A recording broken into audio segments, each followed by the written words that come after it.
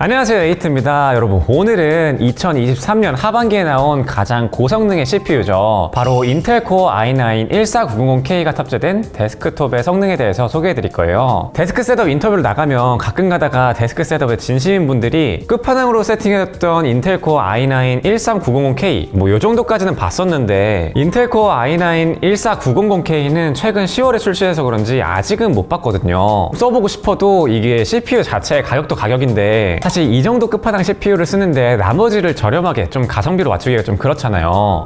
메인보드나 그래픽카드, 파워, 케이스 전부 다 끝판왕으로 맞춰야 할 텐데 그냥 한번 써보자 이렇게 가기에는 살짝은 좀 부담스럽죠. 그래서 성능이 너무나도 궁금했는데 이렇게 인텔에서 빌려주셔서 잠시 써볼 기회가 생겼습니다. 어떤 특징이 있는지 바로 소개해드릴게요.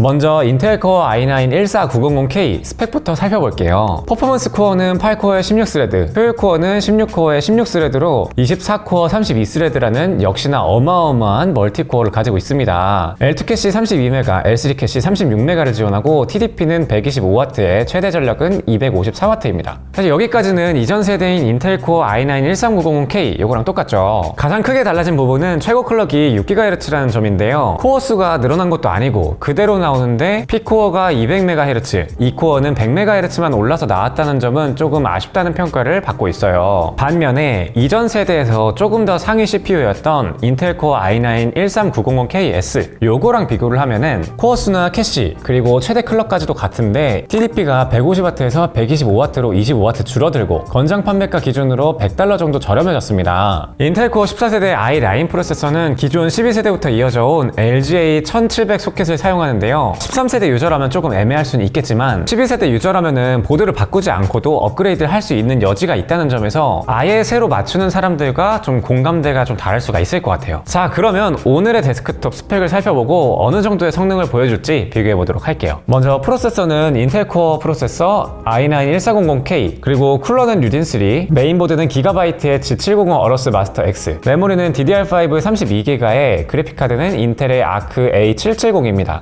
사실 인텔 코어 i9 14900K 이 정도 급이라고 한다면 그래픽카드가 정말 최소한 4070 Ti 아니면 4080 이상급은 가야 되지 않나 이렇게 생각을 저도 하는데 그래픽카드가 인텔의 아크 A770이라는 점은 참고하시면 좋을 것 같아요. 주변 온도는 19에서 20도 이 정도 사이에서 진행을 했습니다. 요거 참고해 주시고요. 먼저 시네벤치를 돌려봤는데요. 바이오스에서 모든 값을 초기화하고 돌렸을 때 싱글 점수 2218점, 멀티 점수는 37736점이 나왔습니다. 이때는 온도가 최대 94도, 평균 80도 정도를 보여주더라고요. 전력은 순간적으로 338W까지 올라갔다가 270에서 80 정도로 왔다 갔다 하더라고요. 사실 270에서 80W도 좀 높은 전력값인데 요 수준을 내려왔다라고 표현하는 게 뭔가 좀 이상하긴 하네요. 그리고 또 바이오스에서 조금씩 설정을 변경하면서 테스트를 해봤는데요. 전력 제한을 해제하고 간단한 설정만으로 언더볼팅을 몇 가지 한번 테스트 해봤는데요. 제가 찾았을 때는 1.27V 고정 볼트로 전력 제한을 해제하고 시네벤치를 돌렸을 때 4446점이 나오더라고요. 이때 온도는 90도에 소비 전력은 최대 347W 정도를 먹었습니다. 저도 이 정도 급의 CPU는 메인 데스크탑으로 안 써서 그런지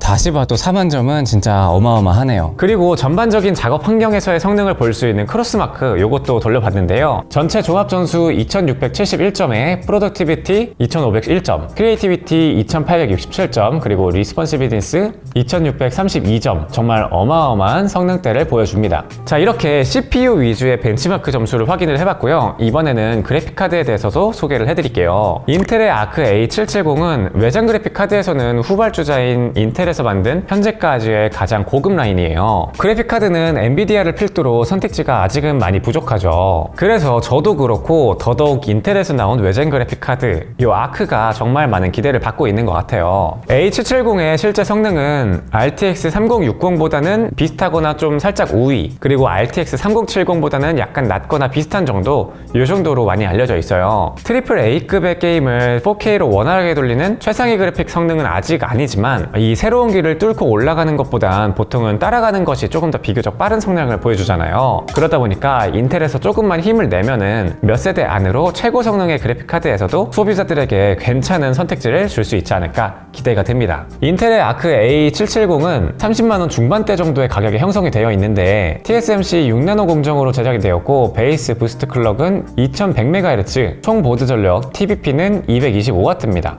전체적인 성능은 QHD에서의 원활한 성능을 커버하는 수준이다 이렇게 생각할 수 있어요. 바로 벤치마크로 한번 넘어가 보면은 3D마크 점수를 살펴볼게요. 먼저 파이어 스트라이크를 돌렸을 때는 그래픽 스코어 33,329점을 보여줬습니다. 타임스파이도 돌려봤는데요 13,246점으로 일반적으로 알려진 벤치마크 상으로는 RTX 3060 Ti보다는 높고 3070이나 4060 Ti 이 정도의 비슷한 점수대를 보여줍니다. 그리고 실사용 시 성능도 같이 테스트를 해봤는데요 CPU 성능을 좀 비교적 많이 먹는 FHD부터 한번 살펴보면 사이버펑크를 돌렸을 때 울트라 옵션에서 평균 49프레임, 0.1% 로우 프레임은 33% 정도의 프레임을 보여줬습니다. 전력은 190W 정도로 안정적으로 소모를 하고 최고 온도는 70도 초반이었어요. QHD에서도 한번 돌려봤는데요 이때에는 평균 38프레임, 0.1% 로우는 28프레임을 보여줬습니다. 온도도 마찬가지로 70도 초반대를 보여줬고요. 트리플 A급 게임인 사이버펑크에서는 약간은 아쉬운 수준이네요. 포르자 호라이즌 5 FHD에서는 평균 83프레임, 0.1% 로우는 68프레임, QHD를 돌렸을 때는 평균 72프레임, 0.1% 로우는 60프레임을 보여줬습니다. 배틀그라운드도 국민 3테라 옵션으로 다이렉트 X 11에서 진행을 했습니다. FHD에서는 평균 프레임 230대를 보여줬고 하위 0.1%는 51프레임을 보여줬습니다.